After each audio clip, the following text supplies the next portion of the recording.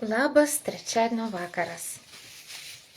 Štai jau 7 kartą kviečiu jūs stabtelėti ir toliau paskaityti knygą Sunkumai kelyje, Floydo Brobelio knygą.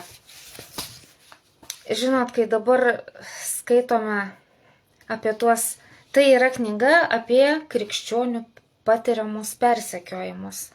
Tų krikščionių, kurie iš tikrųjų seka Jėzumi Kristumi, tų krikščionių patiriamus įvairius persekiojimus. Ir kai dabar skaitome tą knygą, kai aš daug galvoju apie tą turinį, kol išverčiu, taigi įsigilinu labai. Ir skaitau daug švento rašto, mąstydama apie tai, kaip Jėzus iškentė visų rūšių persekiojimus. Visą tą skalę persekiojimo. Negaliu negėdoti, negaliu nedėkoti jam, negaliu būti viduje abejinga, kaip nors nesujaudinta to, kad seku viešpačiu Jėzumi. Tai, ką aš patiriu, kokius persekiojimus, tai čia jie, ką ten tokie, dar visiškai neaišku, kas bus ateityje. Suprantu, kad reikia būti bet kam pasiruošus, visai nesvarbu, koks tai bebūtų persekiojimas, koks ten bebūtų lygmuo toje jau skalėje, kokiu intensyvumu. Svarbiausia, kad eiti tik tais paskui viešpatį Jėzų Kristų, vykdyti tai, ką jisai nurodė, vykdyti dangiško tėvo valią, tai čia svarbiausia. O kaip jisai praėjo, taip praveda ir visus, taip praveda ir savo tarnus. Ir kviečiu trumpai bent jau šiek tiek pagėduoti, pagarbinti jį, mūsų viešpatį Jėzų Kristų, ir tada skaitysime. Tavo kraujas, Jėzau šventas tavo kraujas, mano stiprybė ir gyvenimo versmė. Jis nuplauna mano kaltę, mano nuodėmę. Jis išteisina mane, karaliau tau garbė. Šventas tu, o viešpatie, šlovė tau tekyla, per amžius garbė avinėliui. Su savo krauju tu įžengei, o Jėzau prie sosto, atvėrei man kelią pas tėvą. Šventas tu, o viešpatie, šlovė tau tekyla, per amžius garbė avinėliui. Su savo krauju tu įžengei, o Jėzau prie sosto, atvėrei mums kelią pas tėvą. Jėzau, tu atvėrei mums kelią pas tėvą. Ačiū tau labai, Jėzau, ačiū tau labai.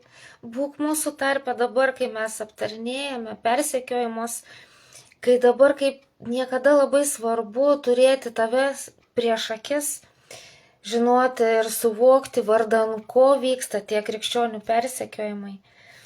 Būti visada pasiruošus, bet kam tik tai prireiks, viešpatie, svarbiausia tik sekti tavim. Praeitą kartą mes skaitėme vis dar tą Amito istoriją. Amitas buvo krikščionių persekiotojas. Nenorėdamas nieko blogo, norėdamas savo kaimą, savo šeimą, savo bendruomenę apginti nuo nemalonumų, nuo netvarkos, nuo galbūt dievų rūstybės. Jis persekiojo krikščionis, bet kai jau pats įtikėjo Jėzų Kristų, kai pats suprato Evangeliją, kad Jėzus tai toks geras, kad Jėzus pasiaukojo, kad nuodėmės būtų atleistos ir kviečia sekti juo, kai jis suprato, koks Jėzus geras, Tai jis apsisprendė pašvęsti savo gyvenimą Jėzui, paskui jį ir visa jo šeima. Ir tada jo paties persekiojimai prasidėjo. Jis pats pradėjo patirti persekiojimus. Ir pradedant nuo patyčių. Tai buvo patyčios, ką Amitas patyrė, ir jam šaukė vyrai iš arbatinės: žiūrėkite, kas eina, kaimo šuo. Nemalonu. Ypač, kai tie vyrai seniau su juo kartu juk gerdavo arbatą, šnekučiuodavosi. O dabar tie patys, su kuriais taip draugiškai jis kažkada bendraudavo, dabar jau taip paniekinančiai šaukė: žiūrėkite, kas eina, kaimo šuo, ateik čia, šunie, ir išlaižyk tą šūdą, tegul eina į tualetą ir ten viską išlaižo. Jau tikrai, labai nemalonu, ne tas žodis, net ir skauda. Ir Amitas sakė: jeigu jie vien tik iš manęs juoktųsi, tai dar būtų pusė bėdos. Man būtų dar lengviau, jeigu tik vien iš manęs. Bet kad jau ir iš mano žmonos, ir netgi iš 5-mečio sūnelio, irgi jau šaiposi. Ir jo sūnelis Rafis parėjęs namo verkdamas savo mamai pasakojo, kad draugai jį pravardžiavo ir iš jo juokėsi dėl to, kad jis tapo krikščioniu. Jis, jo tėtis, jo mama, jo močiutė, jo senelis tapo krikščionimis ir todėl dabar vaikai šaiposi iš jo. Ir berniukas verkė ir sakė: mama, kodėl? Kodėl mes negalim būti kaip visi? Kodėl mes dabar čia turim būti tais krikščionimis? Tai ne tik tais tave paliečia tavo pačius brangiausius gali paliesti. O kartais gali būti taip, kad patys brangiausi atsisuka prieš tave. Tie, kuriuos tu labai myli ir brangini, tie atsisuka ir prasideda tie persekiojimai nuo patyčių, kaip taisyklė. Nes tai yra persekiojimų skalėje pats toks žemiausias, paprasčiausias lygmuo. Ir šiandien skaitome toliau. Ir čia jau nebesitęsia Amito istorija. Kadangi autorius norėjo tik parodyti mums persekiotojo psichologiją, persekiotojo tą žmogišką pusę, norėjo parodyti, kas gali vykti persekiotojo viduje, kodėl jis tai daro, kokia paskui kova vyksta, kaip jis ilgai negali priimti žodžio Evangelijos. Ir štai priėjome iki to, kad persekiojimo skalės pirmoji padala tai yra patyčios. Ir dabar jau apie patyčias šis kartas ir aš pateiksiu švento rašto apie Jėzų, kaip jis patyrė persekiojimus. Taigi skaitom pašaipos. Čia rašo Floydas Brobelis.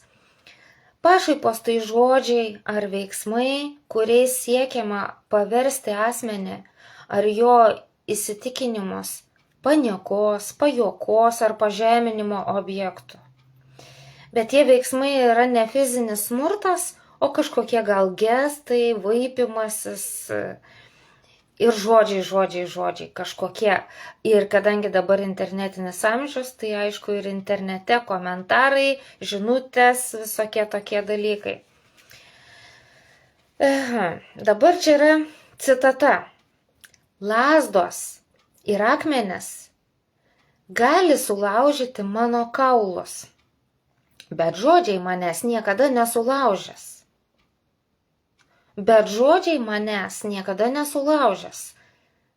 Ar kada nors girdėjote šią frazę? Klausia knygos autorius. Arba kažką panašaus, kad tai čia manęs nežudo, manęs nemuša, tai čia tik šneka, tai tie žodžiai nieko man nepadarys. Ar esate girdėję kažką panašaus tokio? Šitaip šneka tie, iš kurių kažkas tai juokiasi, šaiposi. Čia turima omeny krikščionis. Iš jų šaipomasi arba tyčiojamasi, o jie tarsi nori pasakyti: tavo įžeidimai manęs neskaudina. Ir aš nebūsiu tavo įžeidinėjimo auka. Aš nekreipiu dėmesio į tave, visai jokio dėmesio, nieko man čia tie žodžiai. Tačiau, sako Autorius, tačiau daugeliu atveju patyrę pašaipas, jie lieka sužeisti ir įskaudinti. Tikrai taip yra. Ir aš taip liudiju, taip yra.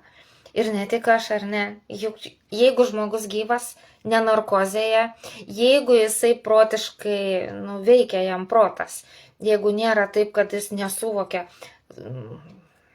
jeigu jis turi pilną sąmonę, tai tikrai žodžiai, ne veltui yra kažkoks priežodis liaudyje, žodis gydo, žodis žaidžia. Taip. Tai nėra taip, kad pašaipos, išjuokos kažkokios, nieko visai čia nieko. Ne.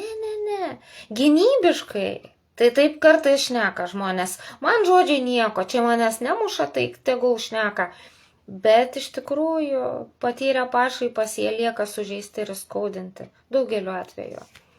Kalbant apie pašaipas, žmonės dažnai to nevadina persekiojimais. Juk pašaipa primena kambarinę musę, kuri erzina, bet yra atseit nekenksminga. Kadangi pajuokos, pašaipos yra tokie dažni dalykai mūsų gyvenime, dauguma krikščionių to nelaiko persekiojimu, nors iš tikrųjų kenčia, tik tai neigia ir sako, aš Kristuje stiprus, nieko man čia, visai nieko. Aš pasakysiu taip, jeigu tik neigia, vis tiek ten lieka tas toks. Tada jie negali priimti ir paguodos. Tada jie neina guostis pas Dievą. Bent jau pas Dievą guostis. Jeigu eini pas Dievą guostis ir gauni paguodą, tikrai pasakau, taip yra, žinokite. Taip yra, nes aš savo kailių patyriau. Ateini pas Dievą guostis ir jis tave paguodžia. Be to, tu gali pasipasakoti tada jau kažkam, kuom pasitiki krikščionim, kurie supras. Ir iš jų gauti taip pat žmogišką šiltą apkabinimą, paguodą, paglostymą, padrasinimą. Žiūrėk, va jau ir gauni paguodą, bet jeigu sakai, kad nieko, visai man nieko, tada gali būti, kad nugrūdi gilyn, nuryji tą tokį įskaudinimą, nuryji, kažkur nukiši gilyn ir jis gali ardyti tada tavo sielą. Nuomonių, politinių ir religinių pažiūrų, vertybių, mėgiamų dalykų ir simpatijų skirtumai dažnai tampa įvairaus lygio erzinimo priežastimi. Nors pašaipos ir žeminimas gali sukelti susierzinimo, nusivylimo jausmus, tai vis tiek atrodo, ką čia, nekenksminga.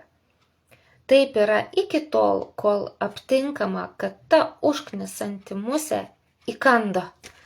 Kol aptinki, kol susivoki. Kol susivoki, kas tau čia yra, kodėl tu biški taip motyvaciją praradęs, ūpą, laimingumo jausmas jau kažkur išgaravęs, neturi tos laimės nuolatinės, tos išgelbėjimo džiaugsmo, to pasitenkinimo gyvenimo, kurį tau Dievas davė. Pasirodo, musė įkando ta bjauri musė. Tai čia taip, ir kai susivoki, čia dėl tų patyčių, dėl to pasivaipimo, dėl to pasišaipimo, dėl tų žvilgsnių tokių ir dar su tokiais, pašaipiom išraiškom kažkokiom. Atrodo nieko, bet nusėdo kažkur, nusėdo ir paskui žiūri, kad štai ką sako Sabina Wurmbrand, čia autorius cituoja Sabina Wurmbrand, tai yra ta Richardo Wurmbrando žmona, apie kurį filmas yra sukurtas ir apie jo žmoną irgi yra filmas sukurtas, tai Rumunijos pastorius ir jo žmona, kurie patyrė didelius persekiojimus. Sabina Wurmbrand gerai žinojo, kas yra persekiojimų žiaurumas. Po to, kai jos vyrą, pastorių Richardą Wurmbrandą 1940-aisiais Rumunijoje įkalino komunistai, ji vadovavo Rumunijos pogrindiniai bažnyčiai vietoje savo vyro. Galiausiai ji taip pat buvo suimta ir nuteista sunkiems darbams darbo stovykloje. Šiaurėje šaltyje kažkur tai, kur patyrė didelių sunkumų ir nepakeliamų kančių. Štai ką rašė Sabina. Fizinis skausmas praeina, Ir po kelių valandų apie jį galima pamiršti. Tačiau pažeminimas, net ir atrodydamas nereikšmingas, degina širdį. Tik dabar pradėjau suprasti, kodėl Jėzus kalbėjo apie tyčiojimąsi, plakimą ir nukryžiavimą. Anksčiau stebėdavausi, kodėl išjuoka ir fizinis smurtas Jėzaus buvo minimi vienu metu. Dabar žinau, kiek skausmo tai gali sukelti ir kiek ilgai tas skausmas tęsiasi. Ji savo patirtimi pati patyrė, kaip tas toksai patyčių skausmas, koks jis realus ir kiek ilgai jisai gali tęstis, net kai tu ir atleidi. Bet vis tiek verki. Ar patyrėte taip, kad ir atleidi ir vis tiek verki dėl to, kad liko dar liko neužgyjusi ta žaizda taip staiga, ji taip staiga neužgyja. Dabar jau aš čia nuo savęs pridėsiu, kad ta Sabinos minima Biblijos vieta, kurioj pasakojama, kad Jėzus, kaip jinai sako, minėjo tyčiojimąsi, plakimą ir nukryžiavimą. Tai čia yra iš Evangelijos pagal Luką, 18 skyrius. Aš susiradau tą vietą, kur Sabina ką jin turėjo omeny, kai sakė, kad Jėzus minėjo toj pačioj eilutėje atrodytų vienu iškvėpimu ir apie tyčiojimosi, ir apie fizinį smurtą kalbėjo. Susiradau, kur Jėzus tai kalbėjo. Tai va čia nuo 31 iki 33 eilutės.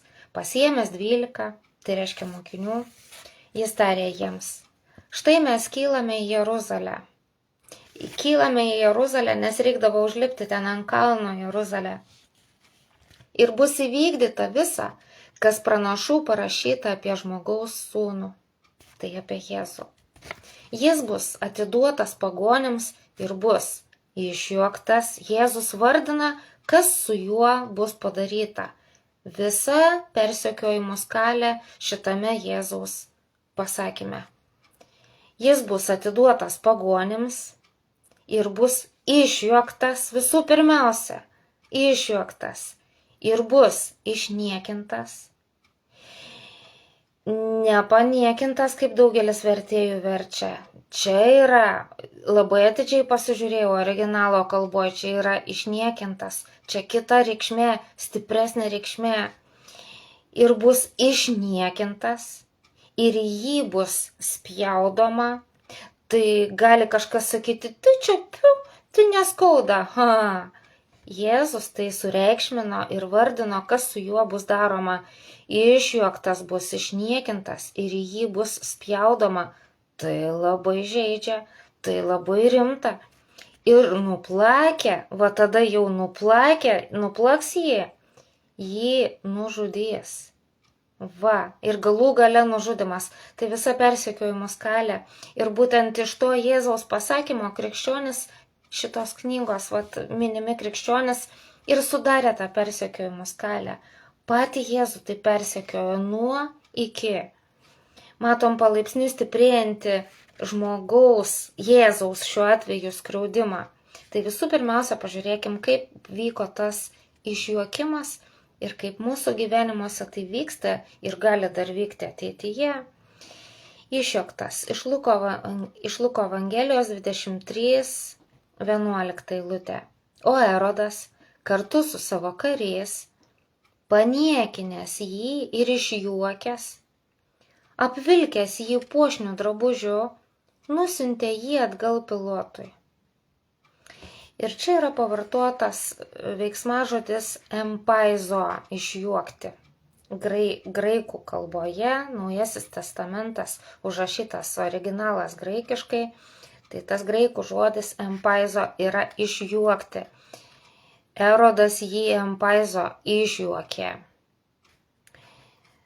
Tai toks pasityčiojimas, kaip Jėzus ir pasakė, kad jis bus išjuoktas. Dar Luko Evangelija 23 nuo 35 iki 36 eilutės. O žmonės stovėjo ir žiūrėjo, o vyresnieji tyčiojosi, sakydami, kitus išgelbėjo, tegul išgelbsti pats save, jei jis yra Dievo Kristus išrinktasis. Ir kareiviai iš jo tyčiojosi, prieidami ir siūlydami jam acto.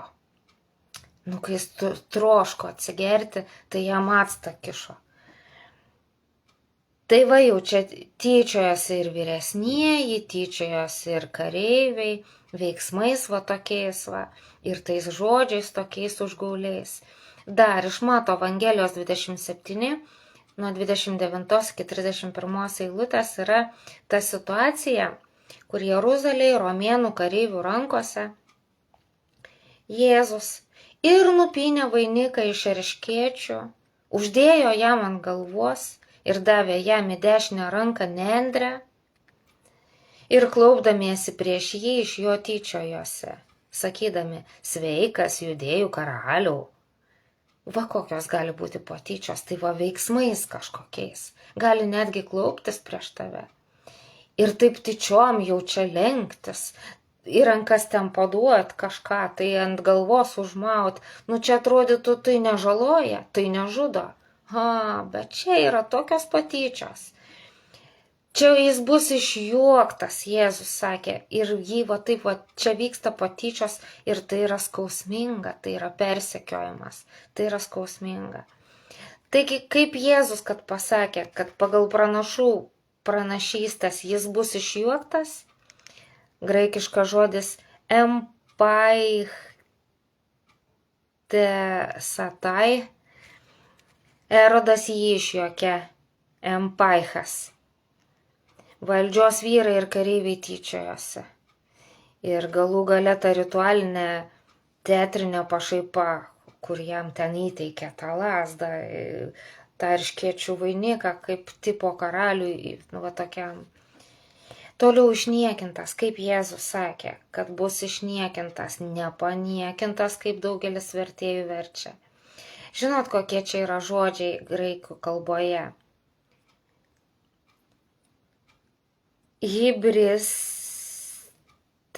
Hibriste setai. Jis bus išniekintas. Hibriste setai. Šaknis hibris. Hibris graikų kalboje reiškia įžūlų, agresyvų pažeminimą. Smurtinį įžeidimą, žmogaus orumo sutripimą, pašaipų ir paniekinantį tokį mišinį. Tai ne tas pats, kas paniekintas, nes paniekintas reiškia tokį vidinį nusistatymą, ai tu man niekas. Paniekintas tai reiškia niekas, tu man niekas. Tai čia ne taip. O hibriste setai reiškia aktyvų, agresyvų veiksmą, o ne tokį, man tu niekas. Agresyvų veiksmą prieš kitą asmenį, viešą pažeminimą, smurtinį orumo sutripimą su tokiu sakymu, aš tave pažeminsiu. Tai yra išniekinimas. Su tokiu tyčiniu, aš tave pažeminsiu. Tai vat reikšmės spektras platus, kaip rodo žodynas. Tai reiškia elgtis su kažkuo žeminančiai, įžūliai, piknaudžiauti savo gale prieš tą žmogų, kurį žemini, tyčiotis taip, kad būtų sutriptas kito orumas, viešai pažeminti, įžeisti ne tik žodžiais, bet ir veiksmais. Tai yra išniekinimo reikšmių spektras. O paniekinimas būtų toksai, niekas tu man, tai čia... Nežinia, kodėl taip išvertė vertėjai kai kurie, kad paniekintas Jėzus bus. Tuo tarpu, kai čia yra toks žymiai aštresnis žodis, išniekintas. Gal pabijojo, gal per žiauriai jiems atrodė, gal nelabai atkreipė dėmesio, nesvarbu. Taigi išniekinimas dažnai turi ir fizinio smurto, ir seksualinio pažeminimo atspalvį. Kai kuriais atvejais tai yra išniekinimas ir seksualinis ten, kažkas ten įvykdyta. Tai yra tyčiojimasis, smurtas ir gėda. Išniekinimas susijęs yra su gėda, kad sukelti gėdos jausmą tam žmogui, iš kurio tyčiojasi. Tai yra išniekinimas. Tuo tarpu paniekinimas būtų, tai kad ten, paniekino, bet išniekinimas jau, matot, jau žymiai agresyviau. Ir Naujajame testamente yra labai aiškus tekstai, kur matosi, kaip vyko Jėzaus išniekinimas. Taip kaip ir pranašų išpranašauta, taip kaip jis pats ir sakė, kad bus išniekintas. Pirmiausia bus išjuoktas, o paskui išniekintas. Ir taip vyko. Luko Evangelija 22, nuo 63 iki 65 eilutės ta situacija. O vyrai, kurie jį laikė, Jėzų laikė, tyčiojosi iš jo, mušdami. Ir uždengę jam akis, klausinėjo, sakydami, pranašauk, kas yra tas, kuris tau sudavė. Ir daug kitų dalykų piktžodžiaudami kalbėjo prieš jį. Ir dar piktžodžiaudami, daug kitų dalykų piktžodžiaudami kalbėjo prieš jį. Su akių uždengimu. Tai yra išniekinimas, nes jį mušė, tyčiojosi iš jo mušdami. Mušimas, akių uždengimas, tam, kad pasijustų žmogus bejėgis, beviltiškoj padėty, akis uždengtos. Priverstinis žaidimas, atspėk, kas čia mušė tave, pranašauk, kas čia mušė. Toks priverstinis toks įtraukimas į tą spėlionę ir piktžodžiavimas dar čia yra išniekinimas. Tai yra klasikinis hibris, išniekinimas, jėgos naudojimas, pažeminimas ir orumo sutripimas. Dar 2 vietos yra Evangelijose, kurias aš paruošiau dabar paskaityti, kur matosi ir išjuokimas, ir išniekinimas. Ir plus dar 3 skriaudimas, apspjaudimas, kaip Jėzus, kad išskyrė. Jėzus išskyrė ir pasakė, kad jis bus išjuoktas, išniekintas ir ant jo bus spjaudoma. Tai dabar čia matysis viskas. Mato 26 nuo 67 iki 68 eilutės situacija. Tada jie spjaudė jam į veidą ir mušė jį kumščiais. O kiti pliaukštelėjo jam per veidą, sakydami, pranašauk mums, Kristau, kas yra tas, kuris tau sudavė. Tai čia plačiau parodoma Mato Evangelijoje negu Luko Evangelijoje.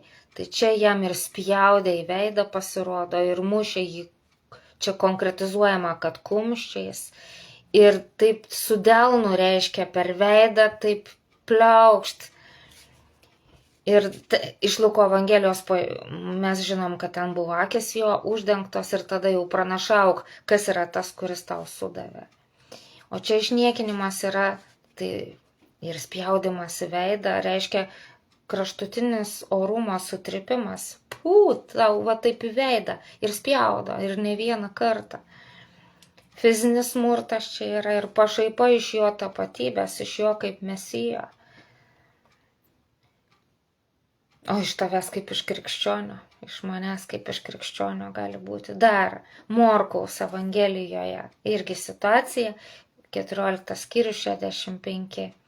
Ir kai kurie pradėjo spjaudyti ant jo, uždengti jam veidą. Čia apie tą situaciją pasakojo jau Morkus. Mušti jį kumščiais ir sakyti jam pranašauk, ir tarnai mušė jį antausiais. Dar čia papildymas toks, ne tik per skruostus, bet ir per ausį, antausius, ir per ausis daužė. Ir pagaliau 33 eilutė ir nuplakė jį, nužudys jį, pasakė Jėzus.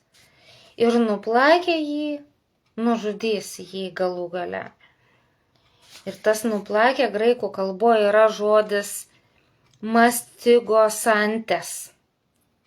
Nuo žodžio mastigo reiškia plakti rykštėmis, nuplakti, kankinti plakimu. Čia kankinantis plakimas rykštėmis. Tai yra oficiali žiauri bausmė, ne šiaip koks smurtas. Taip, kad persekiojimas čia gali būti toks, fiziniai nubaudimai, tiek iš institucijų pareigūnų pusės kažkas ten atliekama, tiek iš kitų paprastų be teismo, kaip linčas ar kas ten, kerštas, užpuldinėjimai fiziniai. Čia apie nuplakimą, o dabar nužudys, graikiškai apoktenausin, nuo apokteino, nuo žodžio apokteino, reiškia nužudyti, atimti gyvybę. Taigi taip ir susidėlioja, kaip Jėzus apie save pasakė ir mes matėm, kad taip ir įvyko. Aš nebecituosiu čia, kaip jį dar nuplakė ir kaip nukryžiavo. Jau mes žinom tikrai daug kas mintinai turbūt tas rašto vietas, bet labiau norėjau parodyti, kur vyko tas jo išjuokimas ir išniekinimas. Ir taip matom, nuo pat pradžių Jėzus buvo visų pirmiausia, kadangi atiduotas pagonėms, žydų atiduotas pagonėms, tai išduotas. Nuo išdavystės tokios. Judas Iskarijotas jį išdavė. Artimas, jo bičiulis, iš 12 mokinių vienas išdavė. Tai gali būti toks skaudus dalykas persekiojimuose išdavystė. Toliau išjuoka, patyčios. Toliau išniekinimas su orumo sutripimu, su viešu pažeminimu padarimu, kad būtų tau gėda. Toliau apspjaudimas eina kaip savarankiška tokia atskira, persekiojimų skaliai vieta reikšminga. Nuplaktas Jėzus, čia viskas apie Jėzų, bet ir kaip taip gali būti apie kiekvieną krikščionį. Nuplaktas arba primuštas, arba kitaip fiziškai prikankintas, kažkas jam ten pridaryta, kaip komunistiniuose kalėjimuose ten kankindavo, visokių ten Vurmbrantas pasakoja, ir galų gale nužudimas jau. Jėzus visą tą skalę praėjo. Tai yra persekiojimo skalė ir tai yra, kaip autorius, kad sako tos knygos autorius Floydas Brobelis, kad tai tiksliai atitinka Sabinos Vurmbrand asmeninę patirtį. Taip patyrė ir Sabina Vurmbrand. Visą tą skalę tik nenužudė jos. Jos nenužudė, bet nuo išdavysčių, patyčių, per visą tą skalę ir nenuplakta buvo, bet smarkiai mušama, kankinama, tai vis tiek. Ir taip pat ir kitiem krikščionėm, taip pat ta visa skalė gali būti vieno krikščionio gyvenime, kai kuriems ten net ir nužudimas pabaigoje. Kai jį kalba apie savo persekiojimų kančias, pašaipą ir skausmą, tai tiesiogiai atspindi Jėzaus pranašystę apie jo kančią. Taip. Ir kaip Jėzus, kad pasakė, jei mane persekiojo, tai ir jūs persekios. Jeigu Jėzų štai taip persekiojo, nuo išjuokimo iki nužudimo, tai kaip? Čia Jėzus pasakė savo sekėjams, Jono Evangelija 15:20. Jeigu mane persekiojo, tai ir jūs persekios. Tai Kristaus sekėjui, Kristaus mokiniui, krikščioniui, visa šita skalė gali praeiti per jo gyvenimą kaip ir Kristui. Gali kai kurie etapai būti. Jeigu jis tikrai seka Kristumi, jeigu jis tik vadinasi krikščioniu, bet Kristumi neseka, tai čia nesiskaito krikščionis. Ir dabar, kai mes jau kalbėjom apie tą išniekinimą, aš paminėjau, kad tai tyčiojimasis, smurtas ir gėda. Tikslas išniekinimo yra, kad tas išniekinamasis patirtų gėdą, viešą gėdą prieš visus. Tai dabar šiek tiek apie gėdą išniekinimo metu ir po to. Išniekinti žmonės kartais gėdisi to, kad juos užpuolė ir išniekino. Bet dabar apie gėdą. Arba tiesiog tos egzekucijos metu sukeliama ta gėda. Pavyzdžiui, Jėzus buvo išrengtas nuogai. Jisgi vyras, jisgi gyvas žmogus. Jis buvo išrengtas visiškai nuogas, be jokių trisikėlių, be nieko ten. Jis buvo išrengtas visiškai pažemintas, išniekintas, kad patirtų gėdą, viešą gėdą. Ir dabar paskaitykim iš Hebrajams 12 skyriaus 2 eilutėje. Čia yra krikščionėms paraginimas parašytas. Paraginimas nukreipti savo žvilgsnį į tikėjimo pradininką ir užbaigėją, Jėzų. Į jį nukreipti savo žvilgsnį, kuris vietoje, aš dabar pažodinį vertimą sakysiu iš graikų kalbos, kuris vietoje jam priešais padėto džiaugsmo, tai reiškia, jis galėjo turėti džiaugsmą. Jis galėjo vien tik džiaugtis danguje, nesukti savo galvos dėl nieko. Tai vietoj to jis ištvėrė kryžių, paniekindamas gėdą. Kituose vertimuose, daugelėje vertimų į lietuvių kalbą yra išversta nepaisydamas gėdos, bet graikų kalbos originaliai yra stipriau parašyta, žymiai stipriau. Nežinau, kodėl vertėjai vėlgi taip švelniai linkę versti, gal kad parodyti Jėzų tokį ypatingai švelnų, ypatingai tokį be jokio smarkumo iš vidaus. Gal patogiau skaityti literatūriškai ar ką, tas nepaisydamas gėdos, bet iš tikrųjų jis ištvėrė kryžių paniekindamas gėdą. Jis paniekino gėdą. Gėdos jausmą paniekino Jėzus. Aš paskaitysiu reikšmę dar. Ir atsisėdo Dievo sosto dešinėje. Apmąstykite tą, kuris iš nusidėjėlių iškentė tokį priešiškumą, kad nepavargtumėte savo sielose nusilpdami, vėlgi čia pažodinis vertimas iš graikų kalbos, kad nepavargtumėte savo sielose nusilpdami, apmąstykite tą, kuris ištvėrė tokį priešiškumą ir paniekindamas gėdą jis tai ištvėrė. Jam buvo sukelta vieša gėda, bet jis tą gėdą paniekino. Tai yra aktyvus veiksmas, aktyvus. Nėra taip, kad nepaisydamas, nekreipiu dėmesio, ne, jis paniekino. Tai agresyvus veiksmas, agresyvus vidinis, aktyvus veiksmas prieš gėdos jausmą. Paniekino jisai gėdą.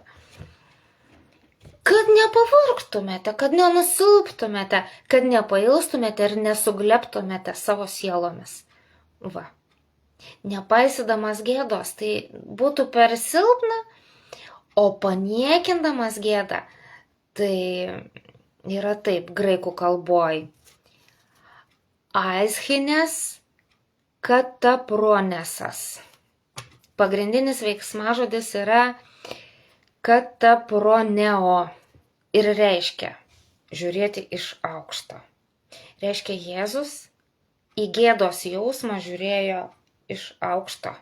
Į savo tą gėdos jausmą, į gėdą žiūrėjo taip iš aukštai. Paniekinti, laikyti nieku, sąmoningai sumenkinti vertę. Gėda, jinai realus jausmas. Bet Jėzus sąmoningai sumenkino gėdos vertę, traktuoti kaip nereikšmingą. Tai yra aktyvus sąmoningas vidinis sprendimas. Ir Jėzus turėjo vidinį sprendimą, jis apsisprendė. Jam sukėlė tą viešą išniekinimo gėdą, jis ją paniekino, sąmoningai tyčia. Jis sumenkino vertę tos gėdos. Pamanyk gėdą, o aš turiu tikslą ir einu link savo tikslo išpildymo. Aš einu atlikti žmonių atpirkimo. Ir čia pakeliui man gėda iškelta tokia padaryta viešas išniekinimas. Sumenkinu aš tą gėdą, nes mano tikslas daug svarbiau. Aš einu įvykdyti tėvo valią, einu su užduotim įvykdyti savo pašaukimą, aš einu atpirkti žmonės. Tai va taip, Jėzus elgėsi, tai labai aktyvus jausmas. Sprendimas, aktyvus veiksmas, aktyvus sprendimas vidinis sąmoningas. Tai taip, mums reikia kartais labai vertingai įsižiūrėti originalą, įsigilinti, jeigu mes norim sekti Jėzaus pavyzdžiu. Jeigu norim sekti Jėzaus pavyzdžiu, tai Jėzus paniekino gėdą. O ir aš paniekinsiu gėdą. Pamanyk, gėdą padarė man. Viešą didžiulę išniekino. O tikslas man svarbiau. O mano tikslas įvykdyti tėvo valiai, vykdyti Jėzaus paskirtą užduotį. Einu vykdyti, ką Jėzus, mano viešpats ką paskyrė, o gėdą paniekinu. Tada tas įsižiūrėjimas į Jėzų suveikia labai labai gerai. Ir aš čia savo, pasirašiau, kad jeigu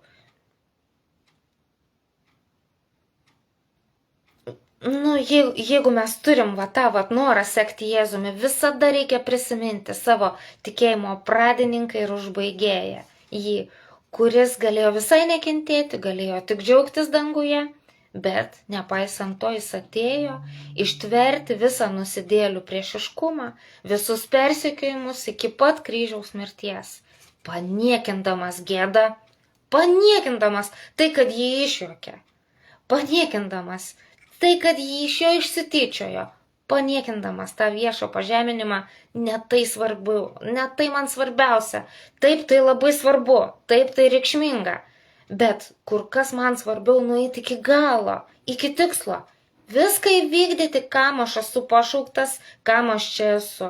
Taip ir mums, kaip Jėzui, reikia žiūrėti jo pavyzdį ir iki galo atlikti, kas mums Jėzaus paskirta, kas yra mūsų pašaukimas iki pat galo. Ten yra svarbiau, negu čia pakeliui patiriami visokie tie persekiojimai. Tai ir jis buvo tėvo užtat prikeltas ir pašlovintas. Ir lygiai taip pat bus ir mums, jeigu mes taip pat kaip Jėzus elgsimės iki pat galo. Ir mes būsime prikelti su atnaujintais kūnais ir kaip, kad rašė Paulius. Jums duota dėl Kristaus ne tik jį tikėti, bet ir dėl jo kentėti. Čia iš laiško Filipiečiams 1:29. Jums duota dėl Kristaus ne tik jį tikėti, bet ir dėl jo kentėti. Arba kaip ir dar pakartokim Jėzaus žodžiai. Jei mane persekioja, tai ir jūs persekios. Tai bet einam paskui Jėzų, o jis tėvo buvo prikeltas ir pašlovintas. Ir galiausiai, kaip pats Jėzus pažadėjo, kas man tarnauja, tegul seka paskui mane, tegul kaip aš tada. Ir kur aš esu, ten bus ir mano tarnas. Kas man tarnauja, tą pagerbs mano tėvas. Čia iš Jono Evangelijos 12:26. Jėzų tėvas prikėlė, pašlovino, pasodino dešiniai, sosto dešiniai. O mums, jeigu mes taip pat kaip Jėzus iki pat galo, nepaisant visko, kas man tarnauja, tą pagerbs mano tėvas. Taip pasakė Jėzus. Ir dar jisai pasakė, ir kai vėl sugrįšiu, ir jūs pas save pasiimsiu, kad jūs būtumėte ten, kur ir aš. Jono 14:3. Ir dar galų gale Jėzaus žodžiai, aš esu prisikėlimas ir gyvenimas. Kas tiki mane, nors ir mirtų, nors ir nužudytas, bus gyvas. Kas tiki mane, nors ir mirtų, bus gyvas. Ir kiekvienas, kuris gyvena ir tiki mane, nemirs per amžius. Kūnas bus nužudytas, tai čia nieko. Ta svarbiausia tavo esybės dalis nemirs per amžius. Jono Evangelija 11:25-26. Taigi viso šito laikydamiesi galime eiti toliau, ar ne? Būkite palaiminti tiek šį kartą, su Dievu.